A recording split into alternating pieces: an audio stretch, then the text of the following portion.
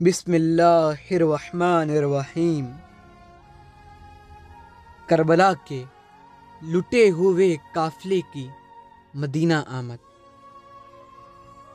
صاحب لغوف اور ابی نخف کے موافق کربلا کے بعد یہ قافلہ مدینہ کے لیے روانہ ہو گیا۔ بشیر بن جزلم سے روایت ہے کہ اہل حرم مدینہ کے قریب پہنچے تو امام زین العابدین سواری سے نیچے اترے اور خیمے نصب کیے، مسترات کو سواریوں سے اتارا اور فرمایا: اے بشیر، خدا تمہارے باپ کی مغفرت فرمائے جو بڑے شاعر تھے، تم بھی شعر کہنے کی صلاحیت رکھتے ہو، لہٰذا مدینہ جا کر ہماری آمد کی خبر سنا دو اور اہل مدینہ کو ہمارے حالات سے باخبر کر دو۔